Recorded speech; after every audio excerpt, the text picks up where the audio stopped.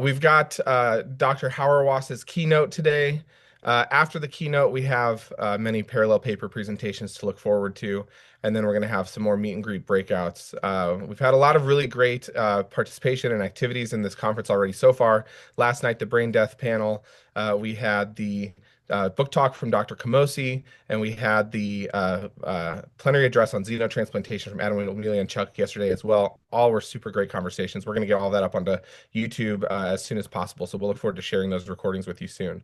But now I would like to pass it off to Dr. Far Curlin, who is one of the co-directors of the Theology, Medicine, and Culture Initiative at Duke Divinity School, which is our sponsor for this session. So we want to thank Dr. Farah Curlin and Warren Kinghorn, the other co-director, and the Theology, Medicine, and Culture Initiative for your support and participation in this conference. Go ahead, Dr. Curlin. Thank you, Ben. We at Duke's Theology, Medicine, and Culture Initiative are delighted to be co-sponsors of this event. Kudos to Ben and the others who have made this possible. Um, the TMC initiative, if you haven't heard about us, we seek the renewal of healthcare by forming the church's healthcare practitioners for faithful practice and public witness.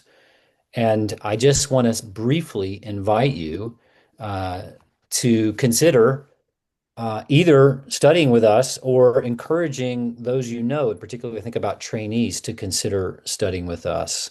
We basically bring the in-depth theological formation available at Duke Divinity School, developed and amended and added to by spiritual formation, training as a public intellectual, and so on, to the people who have vocations to healthcare. We have a fellowship program that's designed particularly for people who are in medical or other healthcare professions training and have had at least a year of that training. People come and spend a year or two with us studying at the Divinity School.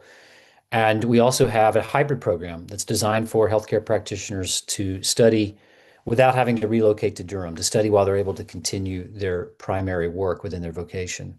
So check us out. We'd love to be in conversation with you if that interests you, or if you know of others that you think might be interested. And with that, I'm going to turn it over to my colleague, Warren Kinghorn, the other co-director of TMC.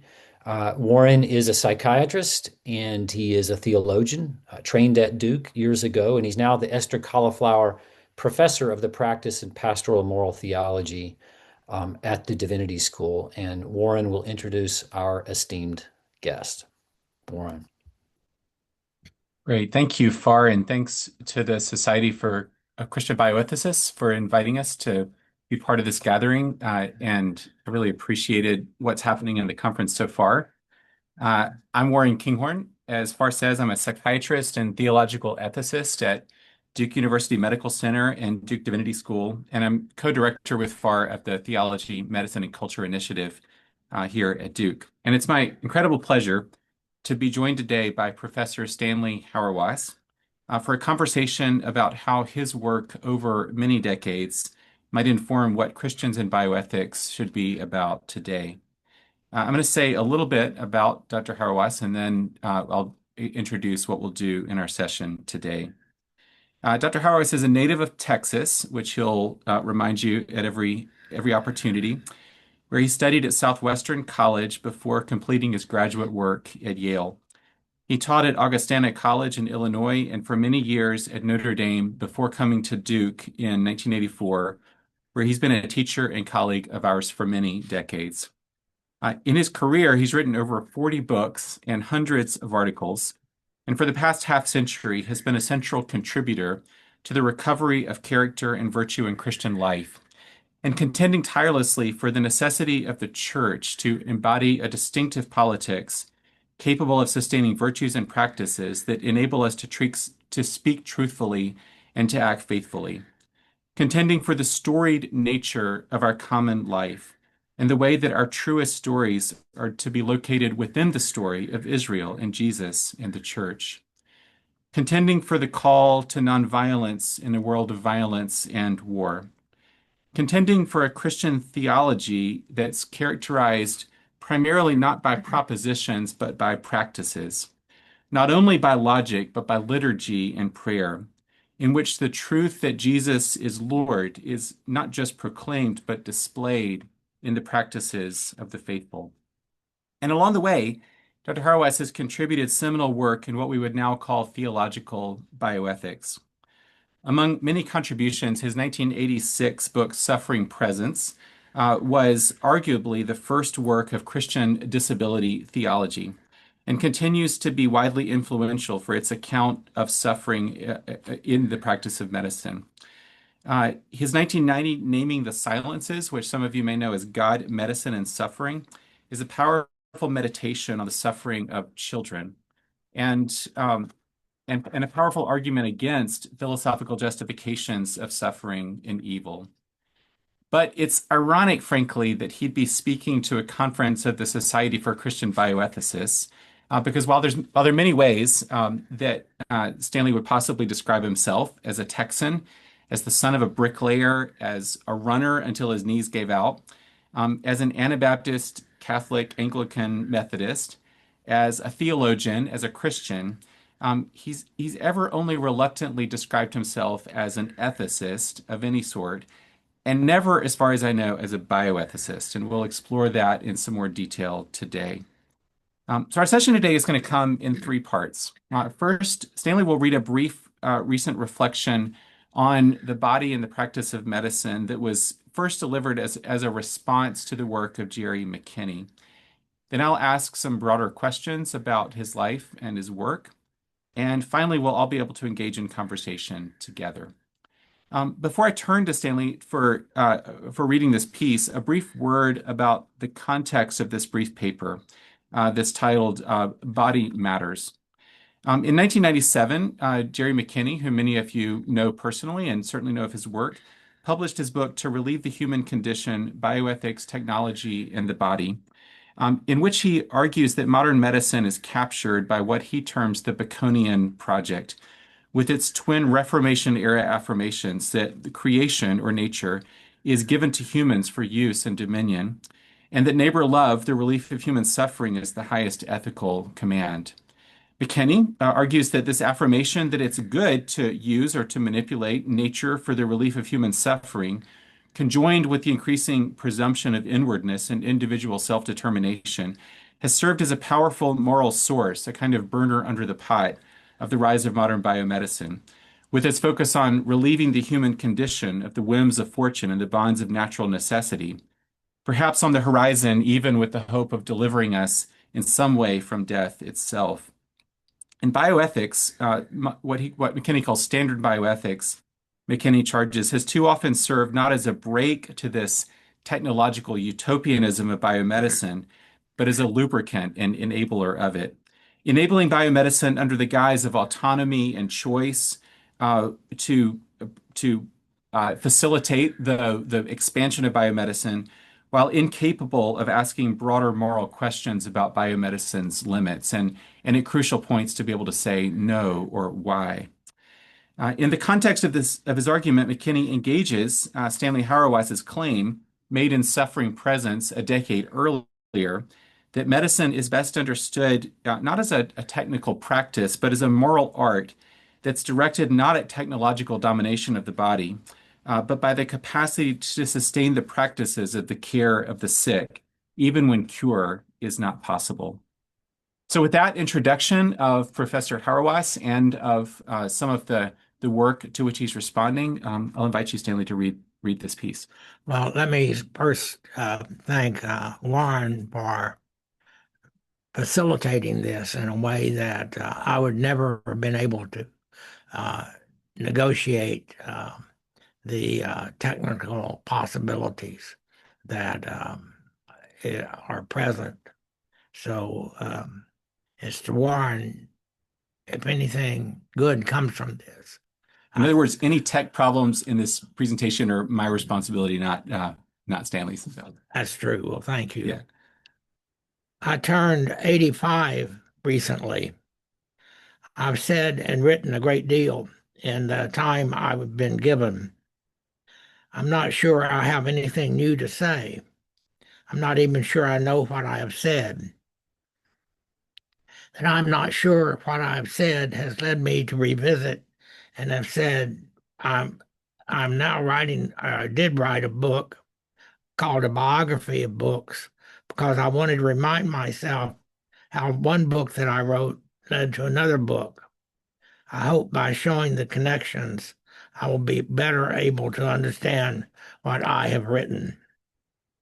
I mention this project because I've just gotten to suffering presence when it came time to write an article honoring Jerry McKinney. Suffering Presence was a book that was published in 1986. Like many of my books, the book fell stillborn from the press. I'm sure there are many reasons for that result, but one reason is surely because I did not share what most people in the emerging field of bioethics took ethics to be. I remember a conference in medical ethics where I gave a chapter in the book Suffering Presence as a lecture which Bob Beach responded to. He savaged the lecture by giving a far too positive account of medicine, as well as being unclear about what normative alternative I represented. Bob Beach was at Kennedy Center at that time, and one of the backgrounds about Bob was that he's the son of a pharmacist. He didn't like physicians. His response, that is, Beach's response, confirmed my judgment that I would not be a player in the field of bioethics. I was not particularly bothered by that because I had my doubts about the wisdom of the existence of such a field. I would like to use this occasion to make explicit one of the things I was trying to do in Suffering Presence that I left largely implicit. I thought the book was one way to form and to engage what might be called a natural law ethics. That is a claim I suspect many of my critics, as well as friends, though critics are often friends, will find puzzling. After all, I am a Christ alone ethicist, allegedly. But I hope to show how attending to McKinney's book makes how I worked in Suffering Presence not so odd. McKinney published to relieve the human condition. McKinney published to relieve the human condition. I thought the book was a game changer. He had a clarity while developing an alternative way to think about the ethics of medicines that was sorely needed. He developed an account of medicine as moral tradition by drawing on the work of Gustafson, Cass, Leader, and Zahner. But he also used my work in a critical but constructive way to develop an account of medicine in which medicine embodied the morality of the body that makes possible ethical judgment about goods we give one another through the office of medicine as an office of care. In particular, McKinney understood that my calling attention to the mentally handicapped was not a sentimental gesture, but a crucial task of illuminating the moral character of medicine. The physician is to care for the patient. Excuse me. Thank you.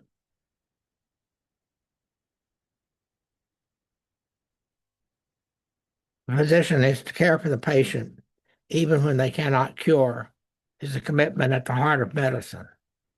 That commitment is expressed by the presumption that a physician is to care for the patient in a way that transcends all considerations, except what must be done to care for what makes the body of the patient sick. Let me say that again, because it's so important. The commitment of the physician to the patient is expressed by the presumption that a physician is to care for the patient in a way that transcends all consideration, except what must be done to care for what makes the body of the patient sick. So understood, medicine is the ongoing bodily wisdom that physicians learn from the ill. It's very important. Medical ethics is so tempted to concentrate on what a physician can do, not what a patient brings to the relation between the doctor and the patient. Accordingly, medicine does not need ethicists telling doctors what ethic they should use to make decisions because medicine is itself the moral tradition. The ethicist's intent on helping agents of medicine articulate the moral convictions that shape their lives and practices are more like anthropologists than philosophers. Of course, that contrast depends on what kind of philosophy or anthropology is assumed.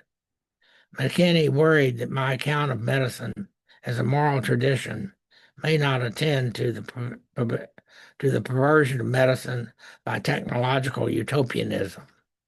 Yet his account of my attempt to describe the moral commitments that make medicine ethically impressive is the best description of how I've used the engagement with medicine to make what I hope are constructive theological claims. I suspect Jerry can get on the inside of my work because he had absorbed McIntyre and Foucault. In particular, McKinney saw how the ethical, and political are inseparable. McKinney's astute and critical identification of the Baconian project, which Warren described so accurately, reflects his general knowledge of the moral sources of liberal social orders.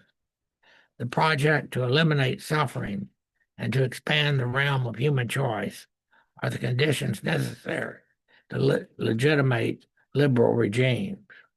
In other words, I think that so oftentimes the development of a medicine allegedly to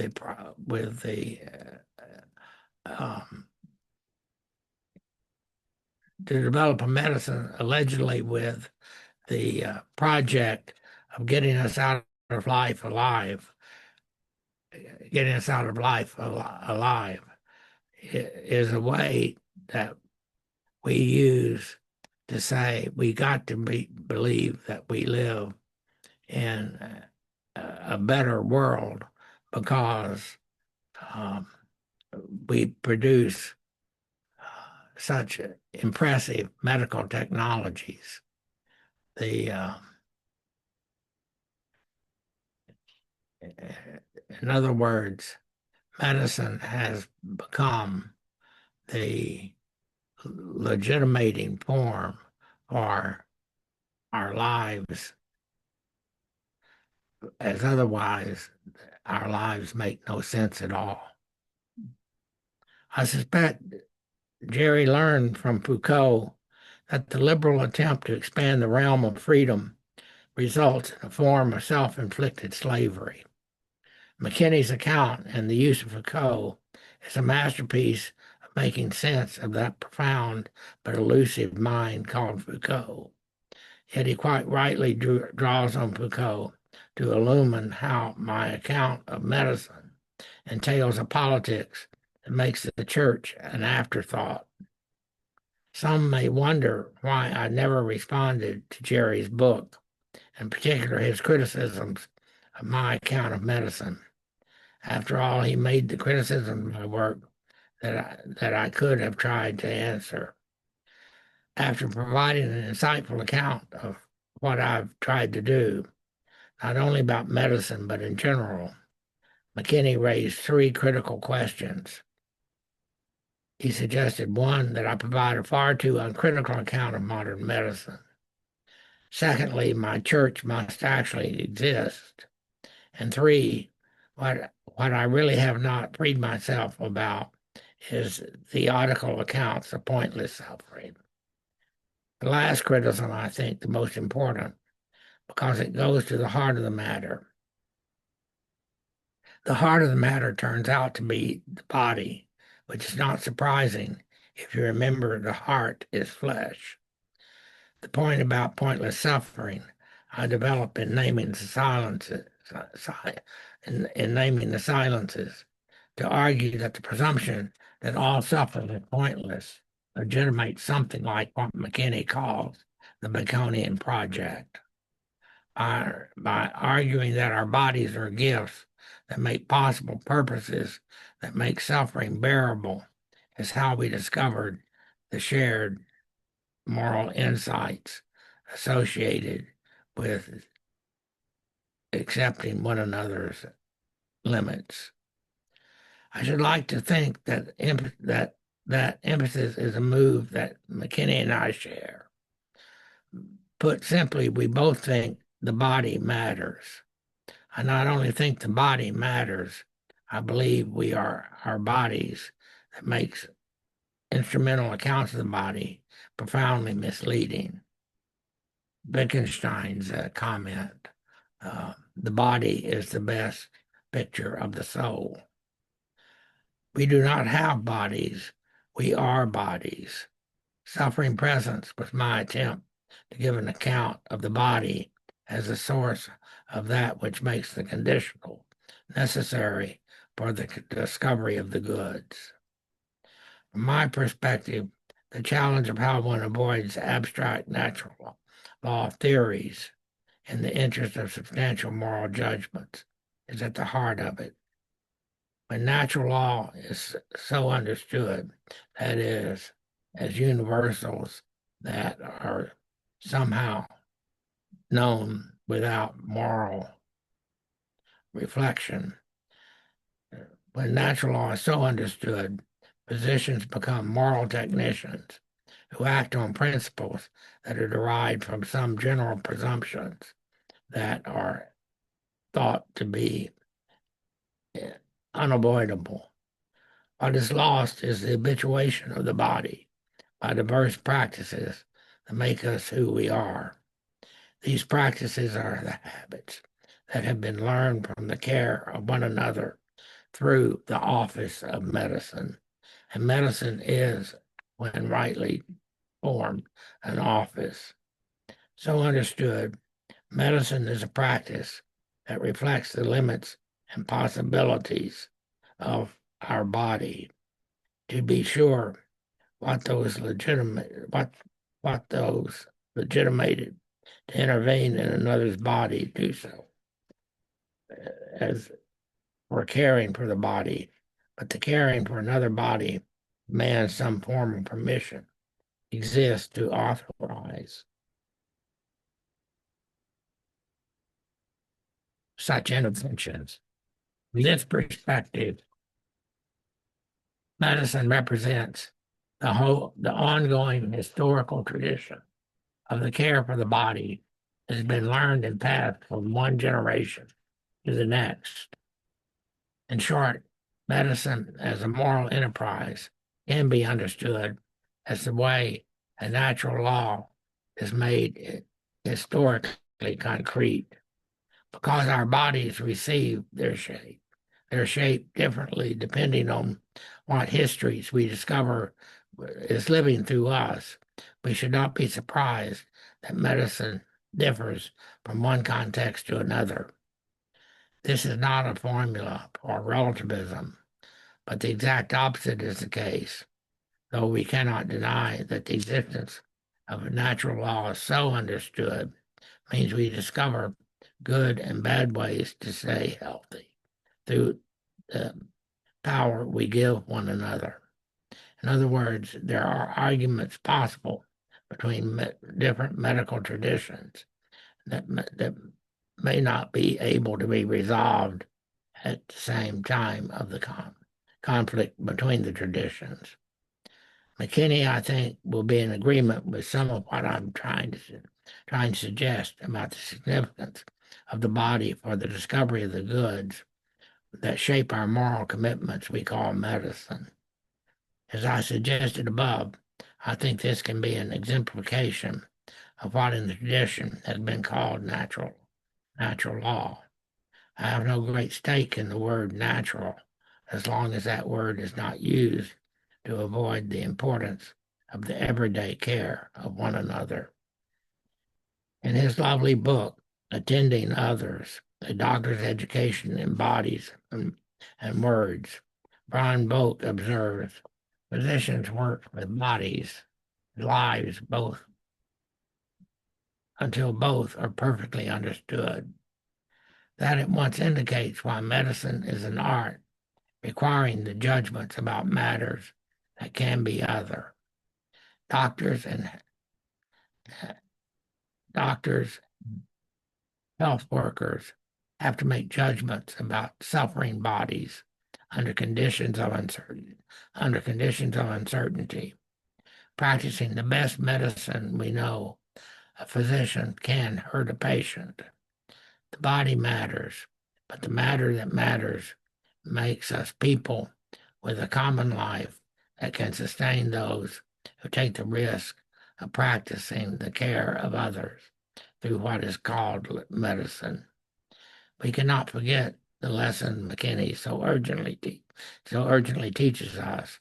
We are bodily creatures whose bodies make illness and death a given, but otherwise make life worth living.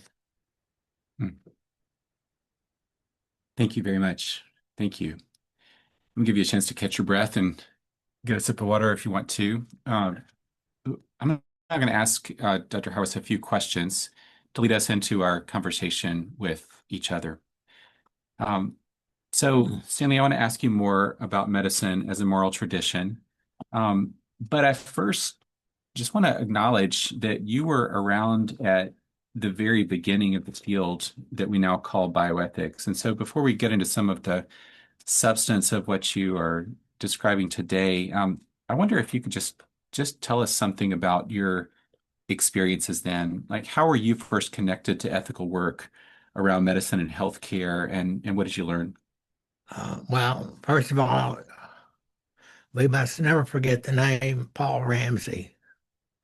The patient person was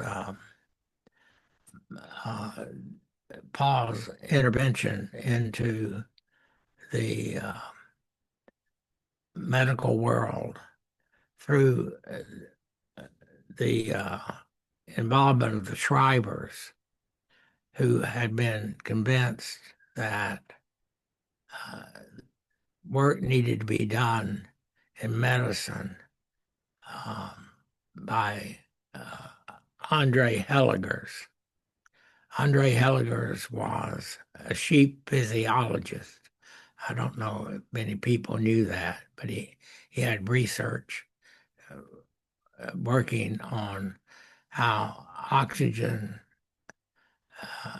deprivation in deliveries could create mentally handicapped children. And of course, the Shrivers were responding to Mrs. Shriver's sister, who had been born with mentally handicapped. And there was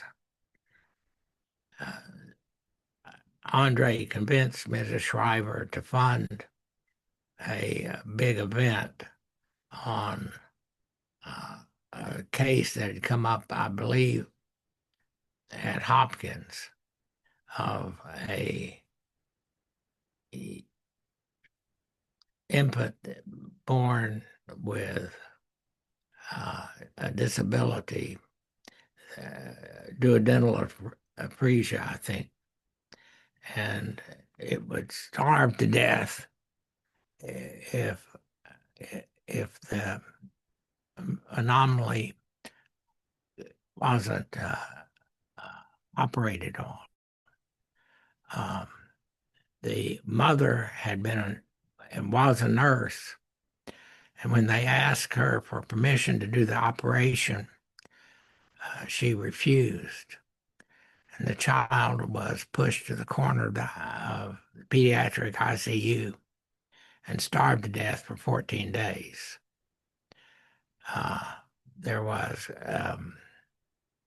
large uh, gathering of people organized by Andre with papers, and that got it going. You got the Kennedy Center, and of course, there was also the Hastings uh, Institute that was beginning with Dan Callahan. Um, so that got kind of work that we now recognize as medical ethics going. Yeah. So I mean, those early years, as has been well documented, and you've written about this, were really heavily influenced by theologians, by philosophers who had theological backgrounds and training, and uh, and that's not so much the case today in the broader world of bioethics. And I guess I wonder, how have you seen bioethics change over the years? Um, well, many people in bioethics are more technically proficient than those of us. I mean, they know more about medicine than we did. Uh, one of the ways we learn, by the way, is the Kennedy Center gave fellowships which you could go for a semester, which I did. And Leroy Walters, who was heading the Kennedy Center, would arrange for us to go through the various medical specialties uh, and be there in their rounds uh, for a week, and therefore learn the various bureaucratic structures associated with modern medicine. And you did this as a grad student at Yale, or was it after that? No, it was after I was at Notre Dame, Yeah. and I went on sabbatical at Georgetown, and it was a wonderful opportunity. When I made the reference to anthropologist, it was like you were becoming an anthropologist as you sat there. I mean, you learn that the like we there was. I remember one time we were in pediatrics, and um, in the rounds that morning, the resident talked about he was confronted with a lady that was 4'8", and she weighed 250 pounds. And she came in to the emergency ward, and she was having terrible pains. They couldn't find out what was wrong with her until they discovered she was pregnant, 10 months pregnant, and that she therefore had to have a C-section, which was very difficult given her condition. I think that's the kind of challenge those of us who are not internal to medical practices don't realize that physicians face. We think that physicians deal with people as knowledgeable as Warren, but medicine has to deal with folks that are really quite uh, unusual. Yeah, you see a lot of different kind of people in a lot of different situations in the world of the clinic, and this gets to some of what we're going to talk about in terms of being close to the ground of the practice of medicine. I'd love to ask you more questions about those early years, but I also wanted to kind of ask you a few things. So we met earlier this week to think about this session, and I asked you the question, like, what would you want to communicate to a younger generation of Christians in bioethics? And we had a nice conversation.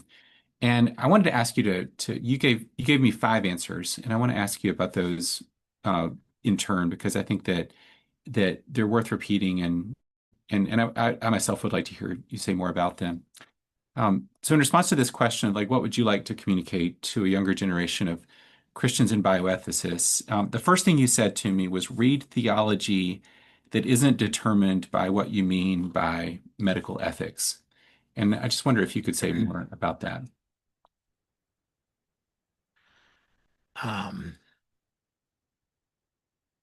Don't read Beachman Childress.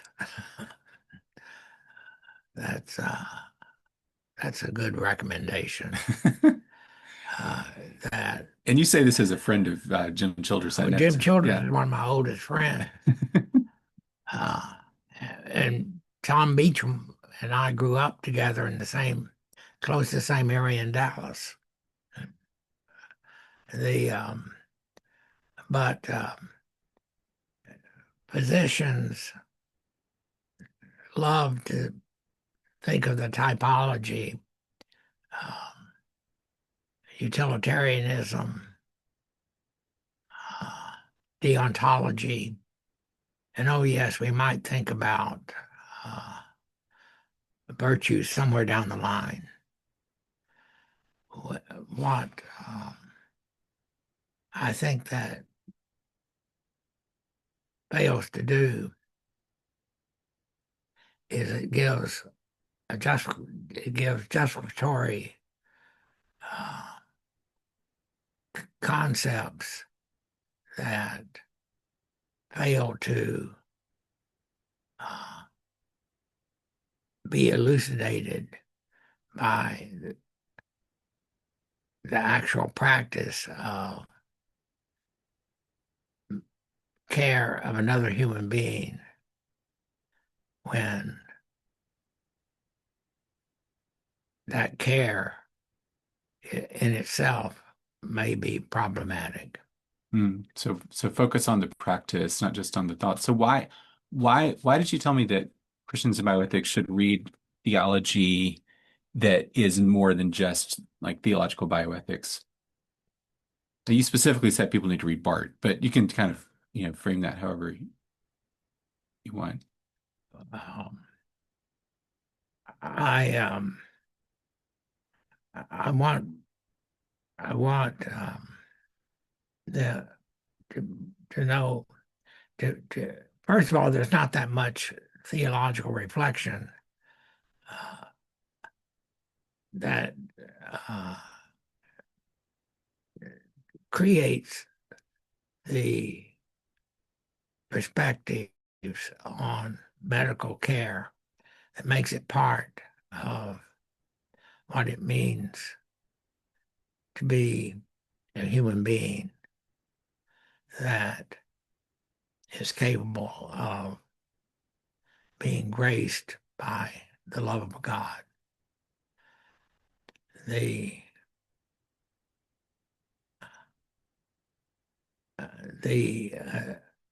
I want theology to be read because it's about what is true and false. And by being formed by that kind of study makes possible a kind of practice of medicine that moves one to appreciate both its possibilities and its limits. It doesn't mean that you shouldn't read theological analysis of the kind of interventions medicine represents. But it does mean that you need to be in a community that makes it possible for you to survive the demands that so oftentimes come with the attempt to be with someone that's in extremity. Yeah, thank you. So one thing you said was read theology that's more than just um, healthcare, about healthcare. Another thing you said that I think you've already covered, so I won't ask you to elaborate on this, is be engaged in the actual practices of healthcare. And you've just said that in a few different ways, including because things are just often a lot more messy and complex on the ground than they show up in these, systems. And then the third thing you said, which seems kind of challenging for this conference, is don't do bioethics. What did you mean by that? I always think of Stephen Toulmin's early paper, How Medicine Saved the Life of Ethics. Uh, what what I mean, I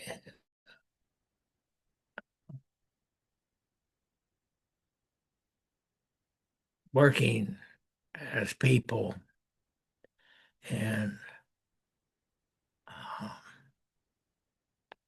medicine and what I was trying to do in my response to McKinney and now is to say medicine is the revelation of what it means to be people that even if we fear death must be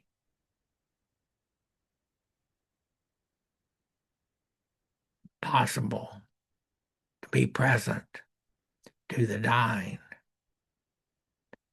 in a way that makes it possible for us not to die alone.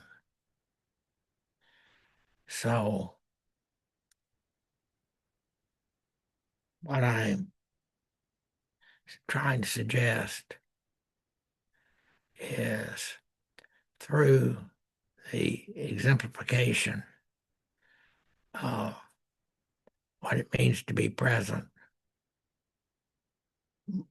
with one another in sickness and in death can be enhanced by the formation of our lives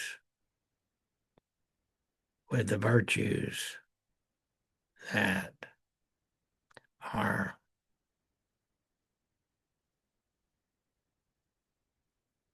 filled with wisdom, otherwise unavailable. Hmm. So I think I hear you say not so much don't do bioethics, period, but don't do bioethics in a procedural and regulatory vein. Like focus on like what kind of virtues and practices make us capable to be the kind of people who are able to sit and care for the sick and to receive care when we're sick. Is that fair to say? I wished I'd said that clearly. Yeah, well, I'm repeating kind of I think what you've said over the course of in Suffering Presence and also in some of these more recent pieces that you've done. So I thank you. think Suffering Presence, I think is a good enough book, but the book that I really recommend is Naming the Silences, uh, because Naming the Silences, which is about the suffering and death of children, uh, why does the death of a child stagger us in a way even more determinative than than our own deaths as mature people.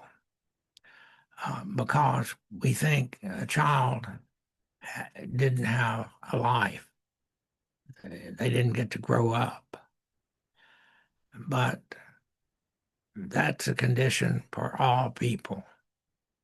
One of the aspects of medicine is uh, none of us are living out our lives as long as we think we would like them to be lived out.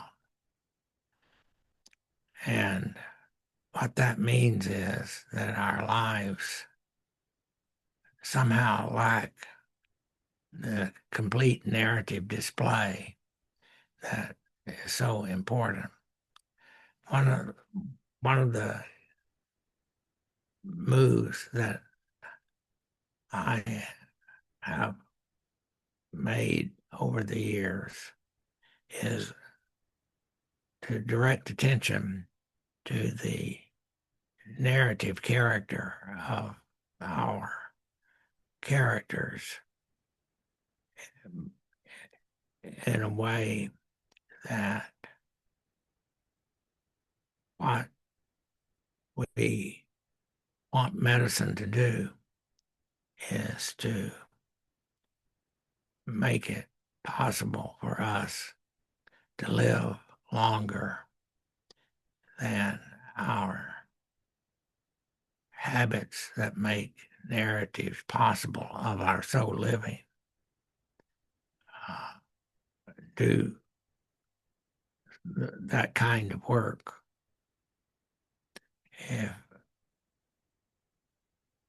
And that goes back to the theological commitments that make those stories that form our lives morally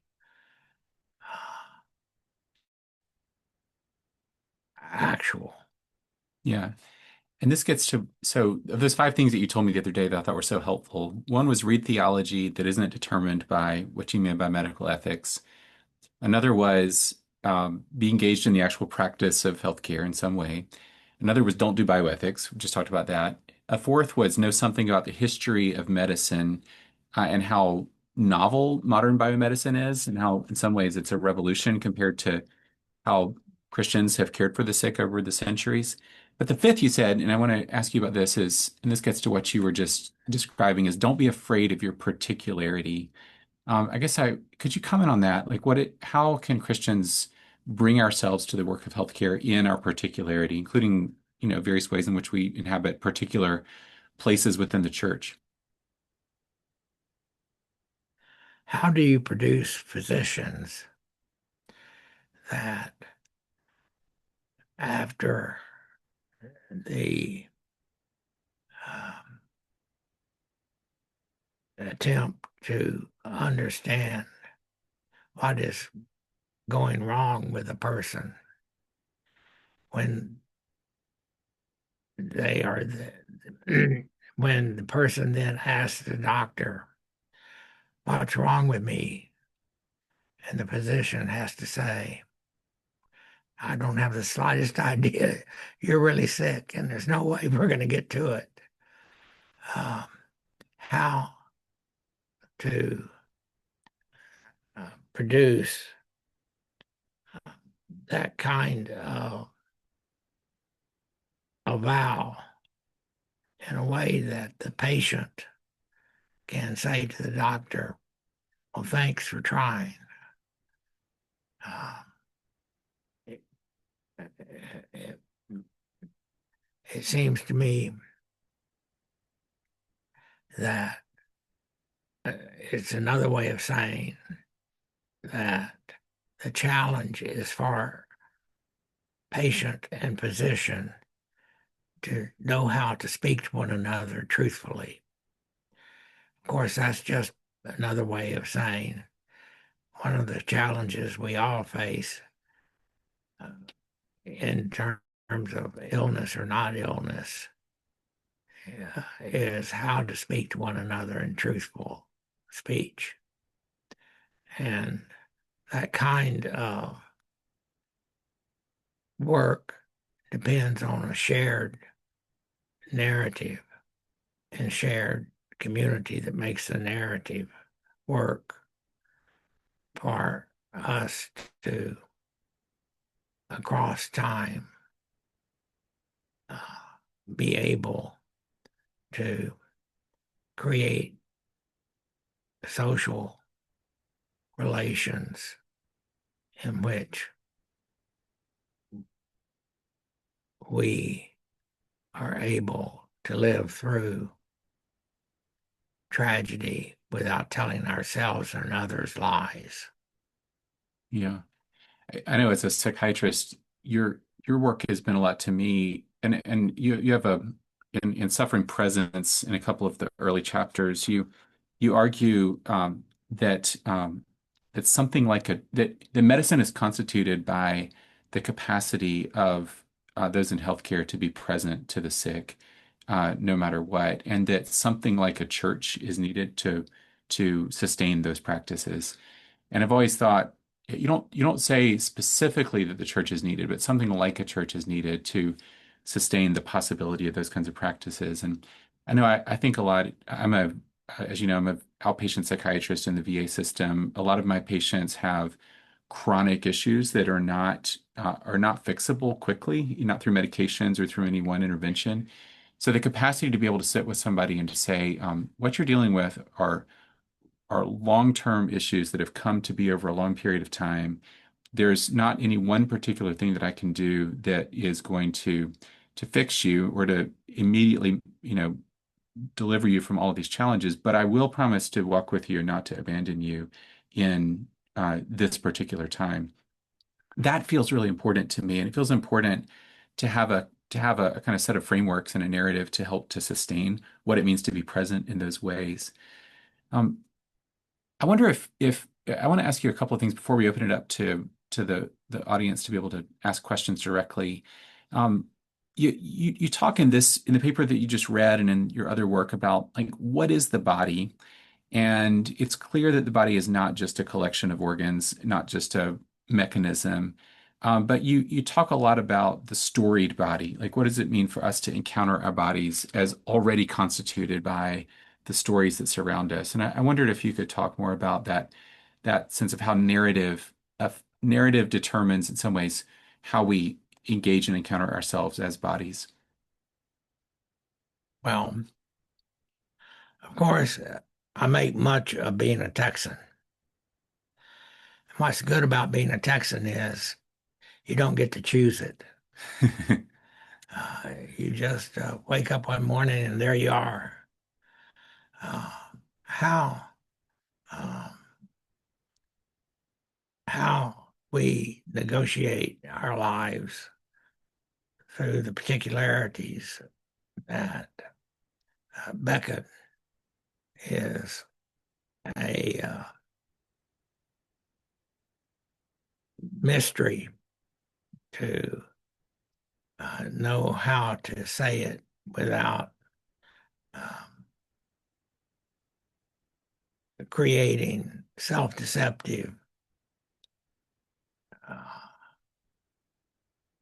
judgments about the story that we think we chose. My way of putting it is um, we live in a world in which we believe that you should have no story except the story you chose when you had no story. That's called freedom of the individual. You should have no story except the story you chose when you had no story. And if you don't believe that story is powerful, you can indicate it by uh, noting that uh, you didn't know what you were doing when you got married, but because the presumption is that you chose the person you were marrying freely. Then, as you look back on it after 20 years, you can't remember any decision you made that might be called freedom. But you're married. They are, if you if it, if you think you should have no story except the story you chose when you had no story.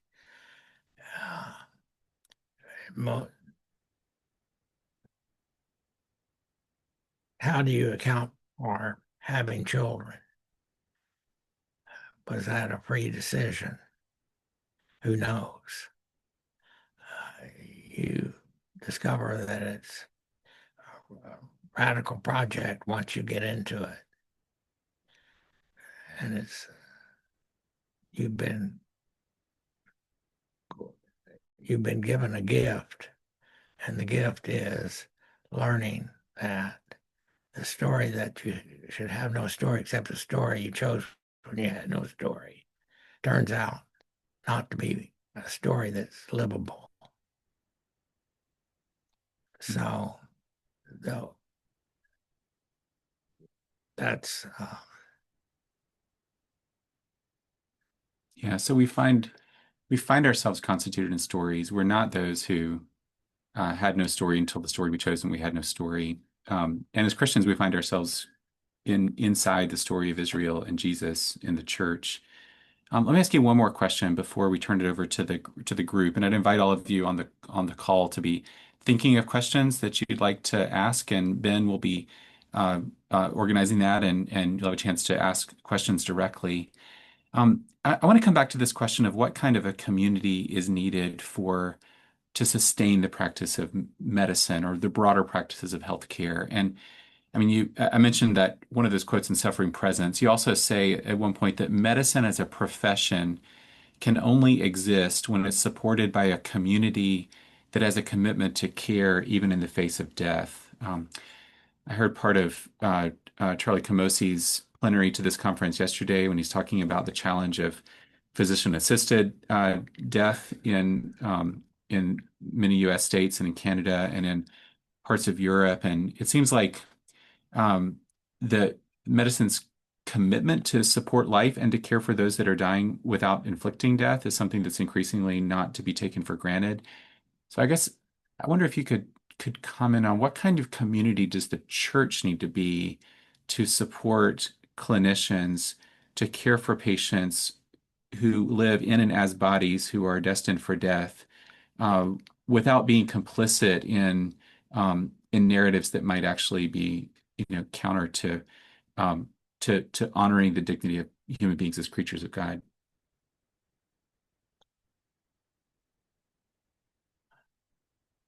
I first of all, as a great admirer of Canada, they've gone crazy up there in terms of the underwriting of physician-assisted Euthanasia care. euthanasia. Yeah. And we there are very likely some Canadians on the call here, so they may have some things to say about that. That's fine. But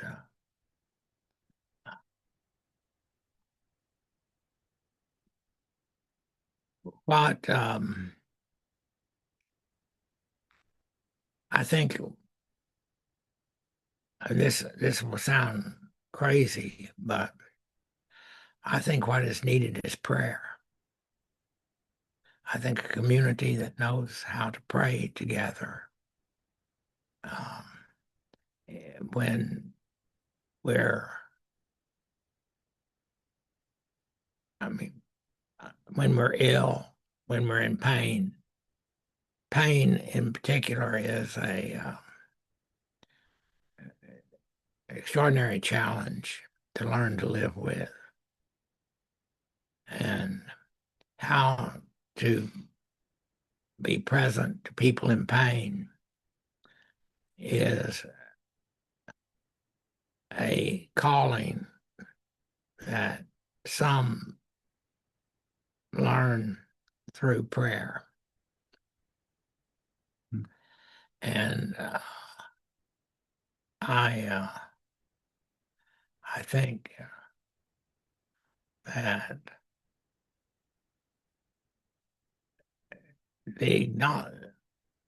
one of the medicine in the paper, I called it a calling. I think it is a calling just as serious as the priesthood, which is a calling. And what is a calling? A calling is for a people to set aside certain of um, their own to have lives that are shaped by those specific responsibilities. That means that they will be different than other people in the community. So we give privileges to doctors, for example. You never have to look for a parking place. That's not true anymore. I wish that were true. But the point is that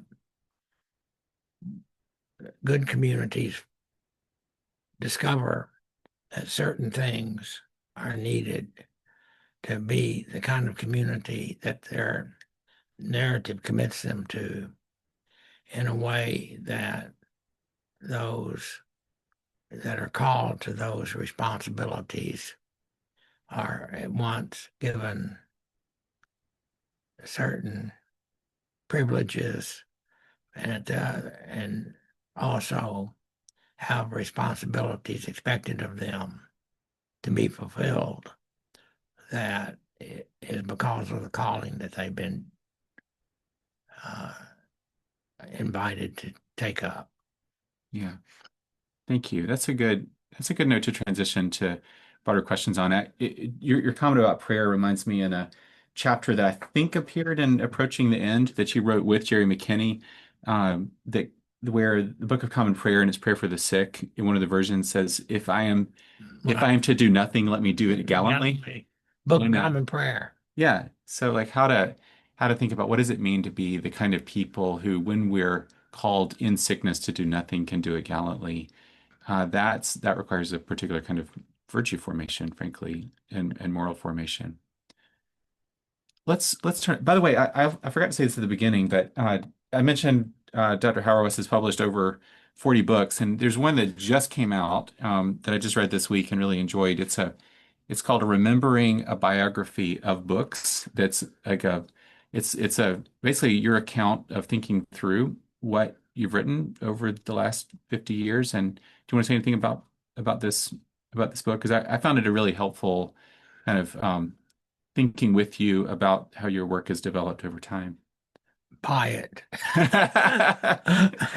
Folks at Cascade will be very grateful that she said that. Yeah. But it's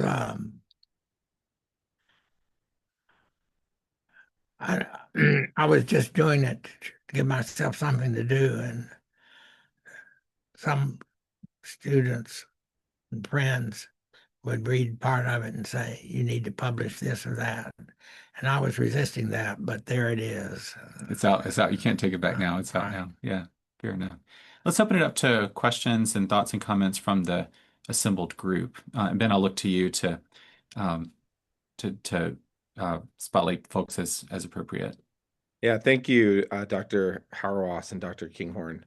First of all, what an honor for you to be here to speak to our society, Dr. Hauerwas.